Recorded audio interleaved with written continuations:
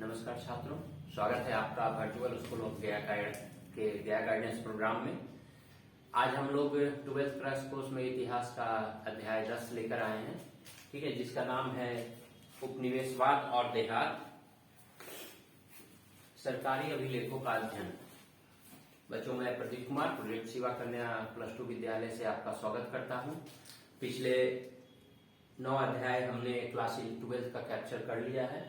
आज हम लोग उपनिवेशवाद और देहात पर बात करने जा रहे हैं, जो एक महत्वपूर्ण चैप्टर है। और यहीं से, चूंकि क्लास 12th में तीनों पार्ट पढ़ना है, भारत का प्राचीन भारत का इतिहास, मध्यकालीन भारत का इतिहास और आधुनिक भारत का इतिहास।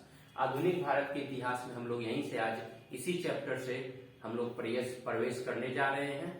पिछले क्लास में हमने देखा था मुगल दरबार, मुगल शासक, जिसमें औरंगजेब की मृत्यु के बाद के काल को आधुनिक काल माना जाता है, यानी 1707 ईस्वी से आधुनिक काल का आरंभ भारत में माना जाता है। उसी में आज हम पढ़ने जा रहे हैं पहला चैप्टर उपनिवेशवाद और देहात। सबसे पहले तो हमें समझना होगा कि उपनिवेशवाद क्या है। तो बच्चों, आपने पढ़ा होगा कि भारत 1947 में आजाद हुआ 15 अगस्त को। उससे पहले वह ब्रिटेन यानी अंग्रेजों का गुलाम था, ठीक है। तो ब्रिटेन अंग्रेजों का गुलाम किस प्रकार बना भारत, इसकी एक लंबी कहानी है, मैं बस 2 मिनट में आपको समझा देता हूं। 1600 ईस्वी में ईस्ट इंडिया कंपनी की स्थापना इंग्लैंड में की गई, जिसका मुख्य कार्य था ईस्ट के देशों, खासकर भारत और चीन के देशों के साथ व्यापार करना। उसे एक अधिकार भी प्राप्त था कि यह व्यापार सिर्फ और सिर्फ ईस्ट इंडिया कंपनी ही करेगी, ईस्ट के देशों, खासकर भारत और चीन के साथ। धीरे धीरे क्या हुआ कि वह व्यापार करने लगी। मुगल शासन के दौरान उसे कई सारी सुविधाएं प्राप्त हुई, परंतु बाद में जब औरंगजेब की शक्ति कमजोर हुई, औरंगजेब की मृत्यु के बाद मुगल शासकों की शक्ति कमजोर हुई, तो उन्होंने देखा कि भारतीय राजनीति में वे हस्तक्षेप कर सकते हैं। और यही हस्तक्षेप का कारण था कि 1757 ईस्वी में प्लासी का युद्ध हुआ। प्लासी का युद्ध में बंगाल का नवाब सिराजुद्दौला, उसकी हार हुई। और उसके बाद पुनः 1764 में बक्सर का युद्ध हुआ, जिसमें बंगाल का नवाब मीर कासिम, अवध का नवाब शुजाउद्दौला और मुगल सम्राट शाह आलम शामिल थे। इन तीनों की संयुक्त सेना को अंग्रेजों ने हरा दिया और हराने के पश्चात 1765 ईस्वी में उसे बंगाल, बिहार और उड़ीसा तीनों प्रदेश से दीवानी प्राप्त करने का, अर्थात राजस्व प्राप्त करने का अधिकार मिला। 1757 ईस्वी के युद्ध में की विजय के बाद अंग्रेजों ने भारत में अपने पैर जहां मजबूत किए, वहीं 1764 के बक्सर युद्ध के बाद हम कह सकते हैं उन्होंने अस्थायी रूप से अपना पैर जमा लिया और भारत के अन्य क्षेत्रों की ओर अपना प्रसार करने की ओर अग्रसर हो गए। तो दीवानी का मतलब है राजस्व संग्रह करना। और उपनिवेशवाद का अर्थ मैं आपको बता देता हूं। उपनिवेशवाद का अर्थ है उपनिवेश, उपनिवेश से बना है उपनिवेशवाद। उपनिवेश का अर्थ है किसी भी अन्य देश पर उसके आर्थिक क्रियाकलाप पर कब्जा कर लेना। अंग्रेजों ने शुरुआत में ही यही किया और बाद में यही उपनिवेशवाद जो है वो साम्राज्यवाद का रूप ले लेता है, अर्थात उस देश की समस्त गतिविधियों, चाहे धार्मिक हो, आर्थिक हो, सामाजिक हो, प्रशासनिक हो, यानी पूरी तरह से उस देश को अपने गुलाम, अपने अंडर में ले लेना, अपने अधीन कर लेना और वहां की समस्त नीतियों का निर्धारण करना। और यह 19वीं और 20वीं शताब्दी की पूरे विश्व की एक महत्वपूर्ण घटना थी। खासकर यूरोप के देश, चाहे वह फ्रांस हो, इंग्लैंड हो, आगे चलकर जर्मनी, ये सभी ने साम्राज्यवाद को काफी प्रोत्साहन दिया, कई देशों पर कब्जा किया। और आप लोग यह जानते हैं, भली भांति जानते हैं कि ब्रिटेन का सूर्य कभी अस्त नहीं होता था। इसका कहने का मतलब है कि कई साम्राज्यों, विदेशों के, अर्थात विभिन्न कंटिनेंट में, विभिन्न महादेशों में उसका कब्जा था। आइए अब हम चैप्टर की ओर चलते हैं। अब यहाँ इस चैप्टर में कहानी, यानी जो आपका वर्णन दिया गया है, वह आपका शुरू होता है बंगाल में दीवानी प्राप्त करने के अधिकार के बाद। जब बंगाल में अंग्रेजों को दीवानी का अधिकार मिला, उस समय बंगाल में, जिस समय की हम बात कर रहे हैं 1765 ईस्वी की और उसके बाद के काल की, उस समय बंगाल में हमारा आज का 3 राज्य शामिल था, जिसमें बंगाल, बिहार और झारखंड दोनों और उड़ीसा, ये चारों राज्य उस समय के तत्कालीन बंगाल में आते थे। उस समय कोई पृथक बिहार या पृथक उड़ीसा या पृथक झारखंड नहीं था, ये सभी क्षेत्र मिलकर बंगाल का निर्माण करते थे। तो बंगाल में दीवानी प्राप्त करने का अधिकार को लेकर अंग्रेजों को बराबर यह पशुपेश की स्थिति रहती थी कि वह किस प्रकार राजस्व का संग्रह करे। इसके लिए कई व्यवस्थाएं अपनाई गई। क्लाइव 1765 में जब भारत का माफ कीजिएगा बंगाल का गवर्नर बनकर भारत आया था तो उसने द्वैध शासन व्यवस्था लागू की। आगे चलकर वारेन हेस्टिंग्स 1772 में आया, उसने भी 5 साल के लिए राजस्व की व्यवस्था की, परंतु इसका स्थायी रूप से हल 1793 में लॉर्ड कॉर्नवालिस द्वारा किया गया, जो इस्तेमारी बंदोबस्त या अस्थायी बंदोबस्त या परमानेंट सेटलमेंट के नाम से जाना जाता है, जिसमें अंग्रेजों द्वारा या यूं कहें ईस्ट इंडिया कंपनी द्वारा लगान की एक निश्चित मात्रा निर्धारित कर दी गई और उसमें जमींदारों को लगान वसूल करने का अधिकार सौंपा गया। जमींदार को भूमि का मालिक नहीं माना गया बल्कि लगान वसूल करने वाला एक अधिकारी या एक व्यक्ति के रूप में दिखा गया, जिसके अधीन कई गांव होते थे। कभी कभी जमींदारों के अधीन 400 गांव तक होते थे और एक निश्चित समय में सभी जमींदारों को निश्चित लगान, चाहे वह दर जो निश्चित कर दी गई है वह अंग्रेज के यानी ईस्ट इंडिया कंपनी के कोष में जमा कर देना पड़ता था। यह था उस समय का जो भी लगान व्यवस्था थी वह था। आगे चलकर अन्य लगान व्यवस्था भी लागू की गई, जैसे रैयतवाड़ी और महलवाड़ी बंदोबस्त। इसमें मुख्यतः आपको कुछ प्रश्नों का मैं डील कर देता हूं। प्रश्न को डील करते ही आपको चैप्टर के अधीन जितने भी टॉपिक हैं वो सारे आपके कवर हो जाएंगे। कुछ चित्रों को माध्यम से भी मैं थोड़ा सा समझा देता हूं। यह देखिए उस समय के जमींदार का एक महलनुमा भवन है जो कलकत्ता में स्थित था। काफी विशाल और बड़ा महलनुमा भवन आप देख रहे हैं जो जमींदारों ने अपने निवास के लिए बनाई थी। यह लॉर्ड कॉर्नवालिस है। यह 1805 ईस्वी में इसकी मृत्यु हो गई। इसके बारे में एक खास बात और है कि अमेरिकी स्वतंत्रता संग्राम का नेतृत्व अंग्रेजों की तरफ से यानी ब्रिटेन की तरफ से यानी उसका सेनापति यही लॉर्ड कॉर्नवालिस था, जिसे बाद में आगे चलकर भारत में भेजा गया था गवर्नर बनाकर। यहाँ जो अंग्रेजों की लगान व्यवस्था थी उसका यहाँ पर बहुत ही समुचित रूप से वर्णन किया गया है। अंग्रेजों का कहें या कंपनी राज कहें, क्योंकि 1857 ईस्वी से पूर्व ईस्ट इंडिया कंपनी का ही पूरे भारत पर राज था, जो ब्रिटेन की एक नामी कंपनी थी। कंपनी का राज, कंपनी अपने जमींदार के माध्यम से राजस्व वसूलती थी। जमींदार का अनेक गांवों पर नियंत्रण था और गांव में कौन रहते थे? रैयत रहते थे। ये रैयत ही, रैयत अर्थात किसानों को उस समय रैयत कहा जाता था।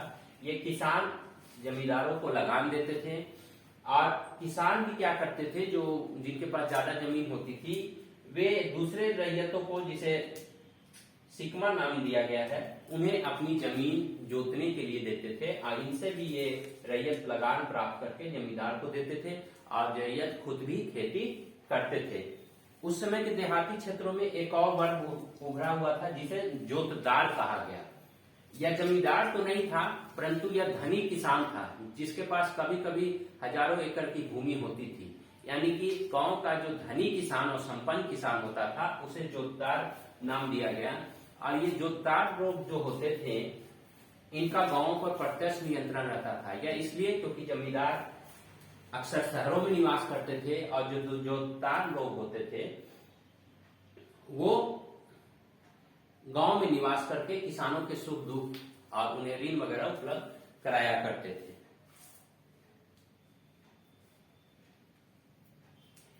यह पहाड़ी क्षेत्र का एक दृश्य का वर्णन किया गया है। जब हम लोग संथाल और पहाड़िया लोगों के बारे में पढ़ेंगे तो उसमें देखेंगे यह संथाल विद्रोह का एक दृश्य है जिसमें संथाली लोग अंग्रेजों की सेना का सामना कर रहे हैं। तो इसमें आपको संथाल विद्रोह, पहाड़िया लोगों का विद्रोह यानी वनवासियों का जीवन पर अंग्रेजी शासन का क्या प्रभाव पड़ा, ये सारे चीज पढ़ना है। साथ ही आपको यह भी जानना है कि जमींदारी की व्यवस्था किस प्रकार की थी और जमींदार लोगों द्वारा कौन कौन से कार्य किए जाते थे। तो आपका जो प्रश्न उत्तर मैं जब सॉल्व करूंगा, ये आपका ऑब्जेक्टिव और सब्जेक्टिव दोनों के लिए महत्वपूर्ण है, उसमें आपके ये सारे बातें कवर हो जाएंगी। ग्रामीण बंगाल के बहुत से इलाकों में जोतदार एक ताकतवर हस्ती थी। क्यों? हमने अभी आपको बताया कि जोतदार जो चैनल बना हुआ था जिसमें कंपनी राज था, उसके बाद जमींदार था, फिर रैयत थे। और जमींदार की तरह तो जोतदार नहीं होते थे, पर वो धनी किसान होते थे जो गांव में रहते थे। और निश्चित रूप से जोतदार एक ताकतवर हस्ती या एक ताकत के रूप में उभरा जो जमींदारी को चुनौती भी देता था। तो इसी पर आपका पहला क्वेश्चन है कि ग्रामीण इलाकों में यह किस प्रकार अपनी ताकत को बढ़ा रही थी या किस प्रकार इनकी ताकत काफी मजबूत थी। पहला तो यह है कि कंपनी के राज में जमींदारों को एक निश्चित लगान देना पड़ता था, परंतु कभी कभी उन्हें लगान सही समय पर अदा नहीं कर पाते थे, इसलिए जमींदारों की आर्थिक स्थिति खराब हो जाती थी। परंतु जोतदार के साथ ऐसी समस्या नहीं थी, वो गांव में रहकर संपन्न किसान थे और वो आर्थिक रूप से संपन्न थे। दूसरा, 19वीं शताब्दी के शुरुआती वर्षों में जोतदार लोगों के पास बड़े बड़े भूखंड आ गए। कहने का मतलब है वो बड़े बड़े जमीनों के मालिक बन गए, इसलिए उनकी ताकत धीरे धीरे बढ़ने लगी थी। ये जो जोतदार होते थे अपनी जमीन पर स्वयं खेती नहीं करते थे, ये बटाईदारों के माध्यम से खेती करते थे। बटाईदार, आज भी बटाईदार प्रणाली भारत में प्रचलित है, आप लोग भली भांति वाकिफ है। इसमें बटाईदार लोग अपना हल बैल लाकर जोतदार की जमीन पर खेती करते थे और उपज होने पर आधा हिस्सा जोतदार को दे दिया जाता था। तो इस प्रकार बिना किसी मेहनत को जोतदार स्वयं आर्थिक रूप से आर्थिक संपन्न होते जा रहे थे। यह उनकी ताकत का भी एक नमूना था या बढ़ती जा रही थी। अधिकतर जमींदार लोग कहाँ रहते थे? शहरी क्षेत्रों में, जैसा मैंने आपको बताया, लेकिन जोतदार लोग ग्रामीण इलाकों में रहते थे। ग्रामीण जनता के साथ उनका अच्छा संबंध होता था, उन पर अपना वर्चस्व उनका बना रहता था। और कभी कभी तो जोतदार यह भी करते थे कि ग्रामीण इलाके की जनता को यानी रैयतों को यह कहते थे कि आप जमींदार को लगान न दें या लगान देने में देरी करें। ठीक है, इसका कारण यह था कि जोतदार का प्रत्यक्ष रूप से नियंत्रण स्थानीय लोगों पर होता था। वे किसानों को आवश्यकता पड़ने पर ऋण भी उपलब्ध कराते थे। अगला कारण यह है इसके ताकतवर हस्ती बनने का, वह यह था कि जब जमींदारों को समय पर लगान नहीं मिल पाता था तो उनकी जमींदारियां अंग्रेजी राज द्वारा, कंपनी राज द्वारा नीलाम कर दी जाती थी। और जोतदार इसमें काफी खुशी का अनुभव करते थे और कभी कभी ये उन नीलामियों में भाग लेकर उन जमींदारियों की जमींदारी स्वयं खरीद लेते थे। इस प्रकार उनकी ताकत धीरे धीरे बढ़ती जाती थी। अगला है, जमींदार लोग अपनी जमींदारियों को पर किस प्रकार नियंत्रण बनाए रखते थे। जमींदार को कंपनी राज ने नियुक्त किया था। उन्हें कहीं किसी जमींदार को 100 गांव, किसी जमींदार को 200 गांव, किसी जमींदार को 400 गांव तक जमींदार लगान वसूलने का अधिकार उन्हें दिया जाता था कि उन क्षेत्रों पर नियंत्रण रखकर वे लगान वसूलकर कंपनी राज को कंपनी के कोष में जमा करेंगे। परंतु हर समय स्थिति ऐसी नहीं होती थी। इसका कारण यह था कि अस्थायी बंदोबस्त जब लागू की गई 1793 ईस्वी में, तो कंपनी ने यह तर्क दिया कि चूंकि यह बंदोबस्त निश्चित कर अस्थायी रूप से है, यानी कि आने वाले वर्षों में हम लगान की दर, मान लिया टैक्स की दर 50% निश्चित की गई कि हम 100 रुपया में 50 रुपया टैक्स के रूप में लेंगे, तो अगर आने वाले वर्षों में कीमत बढ़ जाए, अनाज की कीमत बढ़ेगी, तो निश्चित है कि चाहे रैयत हो या जमींदार हो, उनका इनकम बढ़ेगा, पर कंपनी का इनकम यानी टैक्स मात्र 50% ही रहेगा, चाहे रैयत को 150 रुपये का इनकम ही क्यों न हो जाए। तो ऐसी स्थिति में, इस स्थिति से निपटने के लिए कंपनी राज ने क्या किया कि जो दर निश्चित की टैक्स की, टैक्सेशन की, राजस्व की, वो काफी ऊंची रखी, काफी हाई रखी। तो ऐसी स्थिति में यह होता था कि चूंकि 1790 के दशक में कृषि का उत्पादन और उसका मूल्य उतना अधिक नहीं था जिस समय राजस्व की दर काफी ऊंची निश्चित की गई थी, इसलिए जमींदार लोग को अपनी जमींदारियां बचानी पड़ती थी। कारण कि वह समय से राजस्व नहीं पहुंचा पाते थे, और क्योंकि किसान ही समय से राजस्व नहीं दे पाते थे। जब किसान राजस्व ही नहीं देगा तो जमींदार कंपनी या अंग्रेजों के पास राजस्व कहां से पहुंचाएगा। ऐसी स्थिति में यह नियम था कि जमींदारियों की जमींदारी नीलाम कर दी जाए और उससे जो राजस्व या नीलामी में जो पैसा आए वह कंपनी के कोष में जमा किया जाए। तो इस नीलामी से बचने के लिए जमींदार लोग कई प्रकार के कार्य किया करते थे ताकि वे अपनी जमींदारियों को बचा सके।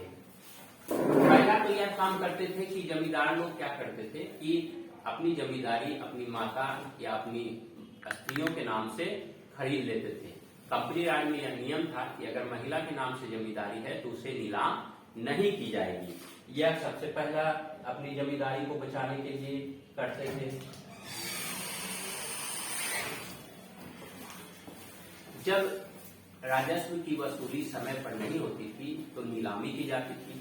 नीलामी कभी कभी फर्जी होती थी, कभी कभी क्या आंकड़ों के अनुसार कहा गया है कि लगभग 25% नीलामियां फर्जी होती थी। फर्जी कहने का मतलब है कि किसी जमींदार की नीलामी अगर जमींदारियों की नीलामी अगर की जा रही है किसी जगह की, तो जमींदार लोग क्या करते थे अपने एजेंटों के माध्यम से नीलामी में भाग ले लेते थे। जब वे नीलामी में भाग लेते थे अपने एजेंटों के माध्यम से, तो नीलामी में अंततः जो नीलाम की गई जमींदारियां होती थी वह पुनः उन्हीं के पास उनके एजेंटों के माध्यम से वापस आ जाती थी। तो इस प्रकार जमींदार, दूसरा कारण यह है कि इस स्थिति से जमींदार अपनी जमींदारियों को बचा लेते थे। जमींदार लोग कभी भी राजस्व का मांग पूरा नहीं कर पाते थे। ऐसी स्थिति में और यह नियम भी था कि अगर आप राजस्व का मांग पूरा नहीं कर पाते हैं तो कंपनी आप पर केस भी कर सकती है, नीलाम भी कर सकती है।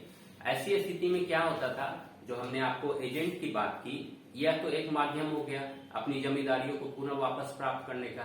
दूसरा माध्यम यह था कि अगर किसी बाहर के लोगों ने जमींदारी खरीद ली जो उस क्षेत्र विशेष का नहीं है, तो ऐसी स्थिति में पहले तो गांव के लोग ही वैसे बाहरी क्षेत्रों को अपना जमींदार मानने से इनकार कर देती थी और जिन क्षेत्रों पर उन्हें कब्जा करके राजस्व वसूलना था उन क्षेत्रों पर वह कब्जा नहीं कर पाती थी। दूसरा यह था कि जमींदार के जो लठैत होते थे, आपने बहुत सारी फिल्मों में देखा होगा जो बनी हुई है 1970-80 के दशक में, उसमें लठैत देखा होगा, जमींदार देखा होगा। तो अपने लठैतों के माध्यम से उन नए जमींदारों को या नए लोगों को जिसने नीलामी खरीदी है वहां बसने ही नहीं दिया जाता था। ठीक है, यह भी एक इस प्रकार वह नियंत्रण या अपनी जमींदारियों को बचा लेते थे। एक कारण यह और भी था, जो हमने नीलामी की प्रक्रिया बताई, यह दो तरह से होती थी। कहने का मतलब पहले तो वह एजेंटों के माध्यम से नीलामी किया, दूसरा नीलामी की प्रक्रिया बार बार जमींदारों द्वारा जानबूझकर दोहराई जाती थी। इसका अर्थ क्या हुआ, आपको समझ में नहीं आया होगा। इसका अर्थ यह हुआ कि एक बार नीलामी की गई, जमींदारों ने अपने एजेंटों के माध्यम से नीलामी में भाग लिया, एजेंट ने मान लिया जाए किसी जमींदारी का मूल्य 1 लाख रुपया की नीलामी की गई, 1 लाख रुपया में एजेंट ने वह जमींदारी अपने खरीद ली। नीलामी की प्रक्रिया आप लोग सभी जानते हैं कि किसी भी वस्तु या किसी भी जमीन का टुकड़ा या मकान, किसी भी चीजों को नीलामी के लिए रखा जाता है। जो अधिक बोली लगाते हैं उन्हें वह सेल कर दी जाती है और उससे वह रकम प्राप्त होती है। तो यह भी एजेंट करते थे। मान लिया 1 लाख रुपया की नीलामी की गई, तो जो नीलामी की रकम 1 लाख रुपया है वह एजेंट समय से नहीं देता था, यानी जिसने नीलामी में उस चीज को यानी उस जमींदारी को प्राप्त किया। तो ऐसी स्थिति में पुनः नीलामी की प्रक्रिया अपनाई जाती थी।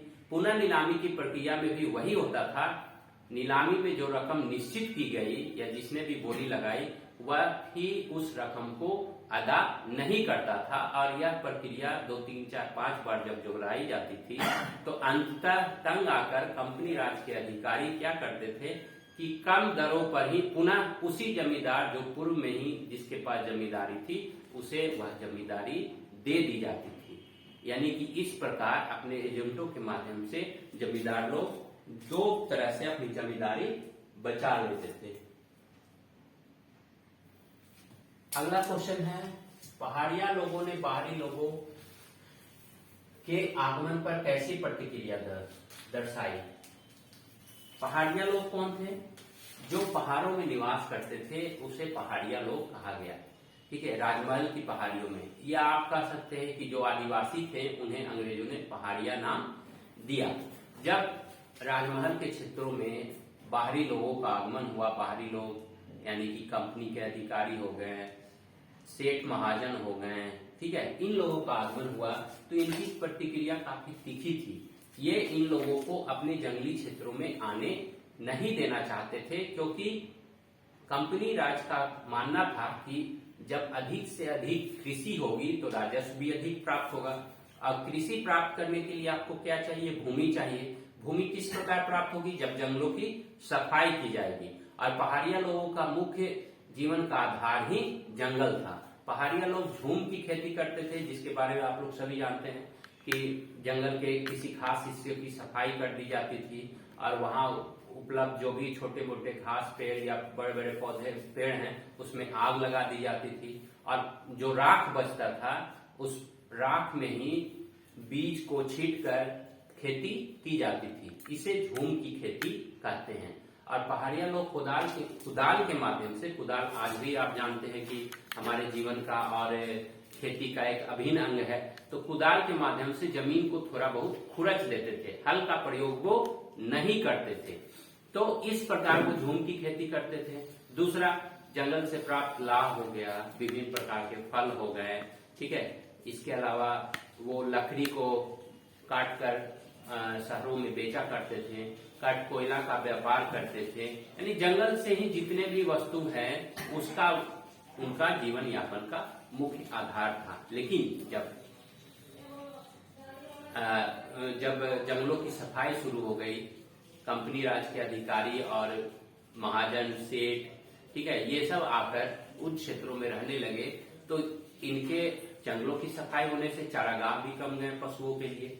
दूसरा, ये झूम की खेती जो करते थे उस पर भी ये नियंत्रण नहीं रख पाए, क्योंकि झूम की खेती में 2-4 वर्षों तक खेती करने के बाद उस जगह को पड़ती छोड़ दिया जाता था, ताकि पुनः उसमें उर्वरता वापस आए और जंगल के दूसरे हिस्से में पुनः जंगल की सफाई करके उसको जलाकर पुनः उसमें खेती की जाती थी। लेकिन यह व्यवस्था भी धीरे धीरे समाप्त हो गई। इसके अलावा पहाड़िया लोग विभिन्न तरह से भी आय करते थे। वो नजदीक के कृषक गांवों पर आक्रमण कर देते थे।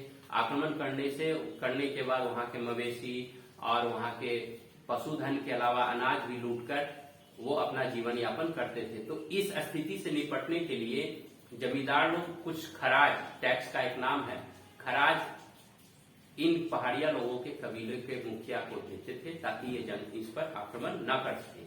इसके अलावा जंगल के क्षेत्र से होकर जाने वाले व्यापारी, क्योंकि आपको एक जगह से दूसरे जगह जाना है, तो आज की तरह तो है नहीं कि जंगल बहुत कम है, रोड बना हुआ है, तो जंगल के रास्ते से ही व्यापारी सफर करते थे। अब व्यापारी भी पथ कर देते थे, यानी कुछ टैक्स मुखिया को देते थे पहाड़िया लोगों को, ताकि उनके सामान की भी सुरक्षा हो सके और उनके साथ कोई लूटपाट नहीं कर सके। तो ये पहाड़िया लोग ये सारे तरह से अपना जीवन यापन करते थे, परंतु अंग्रेजों और अन्य लोगों के आगमन से इनके जीवन यापन में बहुत परिवर्तन आया और इनकी सारी अर्थव्यवस्था, इनका जीवन यापन के तरीके काफी कुछ नष्ट होने लगे। इसलिए इन लोगों का विरोध भी करते थे, ठीक है। ऐसी स्थिति से निपटने के लिए जब उन्होंने आक्रामक नीति अपनाई, तो कंपनी राज ने पहाड़िया लोगों का सफाया करने की नीति अपनाई। 1770 के दशक में कई पहाड़िया लोगों को अंग्रेजों द्वारा, कंपनी राज के द्वारा मार दिया गया, तो ये जंगल के अंदरूनी भागों में चले गए। लेकिन 1780 ईस्वी में यह कोशिश की गई एक कलेक्टर के द्वारा कि उन लोगों के साथ शांति व्यवस्था स्थापित किया जा सके, लेकिन अंततः हम कह सकते हैं कि पहाड़िया लोगों ने बाहरी लोगों का स्वागत नहीं किया, जिसका कारण आपको हमने बता दिया। अगला सवाल है, संथालों ने ब्रिटिश शासन के विरुद्ध विद्रोह क्यों किया? संथाल विद्रोह जो 1855-56 में हुआ था, इसके नेता सिद्धू कानू थे। ये काफी प्रचलित विद्रोह है, राजमहल की पहाड़ियां और के आसपास के क्षेत्रों में हुआ। तो यह क्यों हुआ, थोड़ा सा आप संथालों के बारे में जान लें। संथाल एक खानाबदोश जनजाति थी, या जाति भी कह सकते हैं, जो एक जगह से दूसरे जगह घूम घूम कर अपना जीवन यापन करती थी। परंतु 1780 के दशक में जब पहाड़िया लोगों को कंपनी ने यह ऑफर दिया या कहा कि आप अस्थायी कृषि की ओर आए, परंतु उन लोगों ने स्वीकार नहीं किया। ऐसी स्थिति में कंपनी ने और जमींदारों ने भी संथालों को एक जगह बसाने का प्रयास शुरू किया और इसमें वे सफल भी रहे। संथाल लोग काफी मेहनती होते थे, वे हल का प्रयोग करते थे और कंपनी ने इन्हें राजमहल के पहाड़ियों की तलहटी में बसाना शुरू कर दिया ताकि वे उन क्षेत्रों को साफ कर कृषि योग्य बना सके। संथालों ने यह काम भी काफी बखूबी किया और धीरे धीरे पहाड़िया लोगों से इनका सामना भी हुआ। अंततः पहाड़िया लोग राजमहल के अंदरूनी भाग में यानी जंगल के अंदर चले गए, जंगल के बाहरी क्षेत्रों में नहीं रहे और संथालों की संख्या काफी बढ़ती गई। उन्होंने राजमहल की पहाड़ियों की तलहटी के अलावा राजमहल की पहाड़ियों के कुछ अन्य भागों पर कब्जा कर लिया।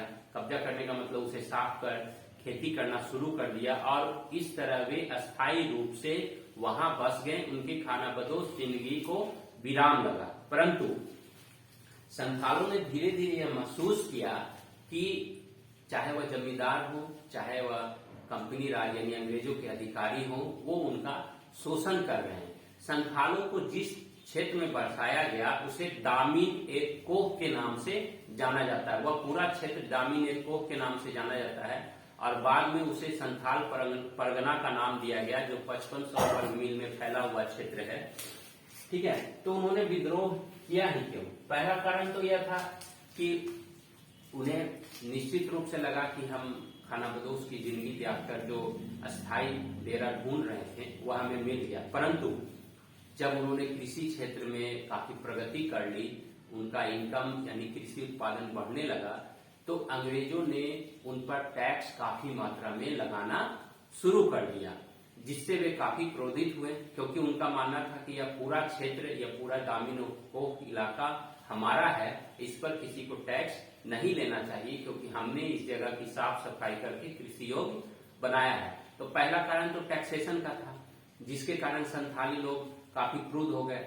दूसरा कारण यह था कि जब बाहरी लोगों का आगमन हुआ, चाहे वो महाजन हो, सेठ हो, जमींदार हो, जिससे ठीक है, जिसे ये दिक्कू के नाम से कहते थे। बाहरी लोगों को संथाली लोग दिक्कू बुलाते थे, जिसमें अंग्रेज भी शामिल हैं, जमींदार भी शामिल हैं, साहूकार भी शामिल हैं, महाजन भी शामिल हैं।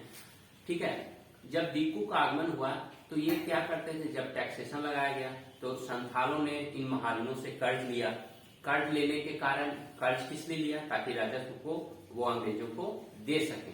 जब कर्ज लिया तो कर्ज कभी भी इनका पूरा नहीं हो पाता था। इसलिए नहीं हो पाता था क्योंकि वो कर्ज की अदायगी नहीं कर पाते थे महाजनों को।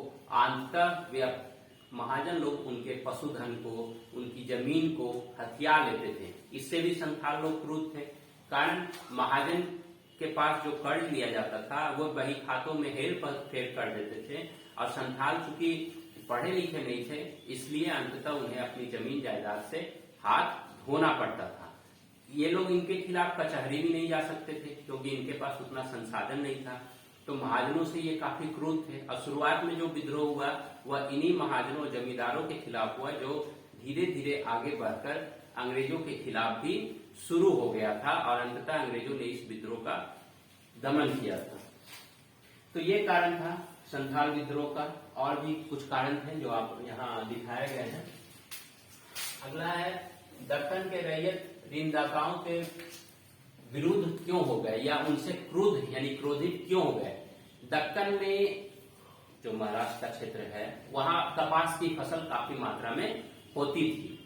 तो शुरू में कपास की मांग काफी बढ़ गई थी। नीचे वाले प्रश्न में उसका आंसर है कि अमेरिका में जब गृह युद्ध हुआ 1861 से 65 के बीच, तो कपास की मांग काफी बढ़ गई क्योंकि 75% कपास की आपूर्ति ब्रिटेन में अमेरिका से होता था, लेकिन गृह युद्ध होने के कारण वह आपूर्ति घट गई और बाद में भारत से वह आपूर्ति की जाने लगी। ऐसी स्थिति में कपास के किसानों को वहां के दक्कन के ऋणदाताओं ने, महाजनों ने काफी मात्रा में अग्रिम राशि दी कि वे इससे खेती कर सकें। और उससे ऋण इसलिए दिया जाता है, ऋण क्यों दिया जाता है? इसलिए दिया जाता है ताकि आप उसे वसूल कर सकें। जब आपको ऐसा लगेगा कि ऋण हम वसूलने देने के बाद हमें ऋण की वसूली यानी वापस नहीं हो पाएगी, तो आप ऋण देना बंद कर दीजिएगा, चाहे वह कोई भी व्यक्ति हो, आपका कितना भी निकट संबंधी क्यों न हो। यही स्थिति दक्कन में भी हुआ था। शुरुआत में चूंकि कपास की मांग बढ़ी तो निश्चित तौर पर वहां के महाजनों ने देखा, सेठों ने देखा कि कपास के क्षेत्र में ऋण देने से हमें वह वापस मिल जाएगा। लेकिन 1865 ईस्वी में अमेरिका में गृहयुद्ध समाप्त हो गया और पुनः वहां से कपास की आपूर्ति ब्रिटेन को होने लगी, तो भारतीय कपासों की मांग घट गई, तो इन्होंने ऋण देना बंद कर दिया। जब ऋण देना बंद कर दिया तो इसी कारण वहां के किसान क्रोधित हो गए। इसलिए क्रोधित हो गए कि उन्होंने ऋण देना बंद कर दिया, जो ऋण दिया था 5 वर्षों में उसकी वसूली भी प्रारंभ कर दी। अगला प्रश्न है, दस्तकारी बंदोबस्त के बाद बहुत सी जमींदारियां नीलाम कर दी गई। इसका आंसर हमने पहले ही दे दिया है। नीलाम करने का कारण यही था कि समय पर वो जमींदार लोग अपना राजस्व पूरा नहीं कर पाते थे, नहीं पहुंचा पाते थे। दूसरा, सूर्यास्त का एक नियम था कि वर्ष में मान लिया जाए कि निश्चित कर दिया गया कि 31 मार्च तक आपको राजस्व देना ही देना है, तो 31 मार्च को सूर्यास्त होने से पहले निश्चित अवधि की राशि आपको कंपनी के टकसाल में, कोष में जमा करना ही करना है। और इस स्थिति से जमींदार लोग इस स्थिति के कारण, यानी कहने का मतलब है कि राजस्व को सही समय पर नहीं पहुंचा पाते थे, इसलिए उनकी जमींदारियां नीलाम कर दी जाती थी। अगला क्वेश्चन है, पहाड़िया लोगों की आजीविका संथालों की आजीविका से किस प्रकार भिन्न थी? तो हमने आपको पहले ही कहा कि पहाड़िया लोग झूम की खेती करते थे, ठीक है, जबकि संथाल लोग अस्थायी रूप से खेती करते थे। पहाड़िया लोग कुदाल का प्रयोग करते थे, परंतु संथाली लोग हल का प्रयोग करते थे। तो कृषि के क्षेत्र में उनकी आजीविका में भी अंतर था। पहाड़िया लोग जंगलों में प्राप्त वस्तुओं पर ज्यादा निर्भर थे, चाहे वह कंद फूल हो या फिर अन्य लाह हो या इमारती लकड़ियां हो, जबकि संथाली इन वस्तुओं का व्यापार बड़े पैमाने पर करते थे, यानी स्थायी जीवन जीते थे। इस तरह संथालिया और पहाड़िया के जीवन में मूलभूत अंतर आपको देखने को मिलेगा। पहाड़िया लोग मैदानी भागों में बार बार आक्रमण करते थे, लेकिन संथाल लोग ऐसा नहीं करते थे। उनका मैदानी लोगों के व्यक्तियों के साथ, मैदानी लोगों के निवासियों के साथ काफी मैत्रीपूर्ण संबंध था। अमेरिकी गृहयुद्ध ने भारत में रैयत समुदाय के जीवन को कैसे प्रभावित किया, इसका हमने अभी आपको संक्षेप में बताया है कि गृहयुद्ध हुआ तो वहां से कपास की आपूर्ति कम हो गई। इसके कारण दक्कन में कपास की मांग बढ़ गई, यानी भारत में कपास की मांग बढ़ गई। और 1864-65 ईस्वी तक इंग्लैंड में 90% कपास जो है वो भारत की ओर से जा रहा था, जबकि 1861 ईस्वी से पूर्व इंग्लैंड में 75% कपास अमेरिका से जा रहा था। तो यह हमने आपको बताया कि इसी कारण कपास की मांग जैसे जैसे बढ़ती गई, भारतीय रैयतों को अग्रिम ऋण देना शुरू किया गया और उनके जीवन में भी सुधार आया। लेकिन गृहयुद्ध की समाप्ति के बाद कपास की मांग जैसे जैसे घटने लगी, महाजनों ने देखा कि कपास की मांग घट रही है, ऋण देना बंद कर दिया और उनकी दक्कन के किसानों की या दक्कन के निवासियों की स्थिति धीरे धीरे और दयनीय होती चली गई। तो यह आपका कुछ प्रश्न है जिसका हमने आंसर दे दिया और इन्हीं प्रश्न, संभावित प्रश्न भी है यह, और इसी के माध्यम से आपका यह 12th क्रैश कोर्स का 10वां चैप्टर आज समाप्त हो गया। हम लोग पुनः अगली कक्षा में मिलेंगे। धन्यवाद।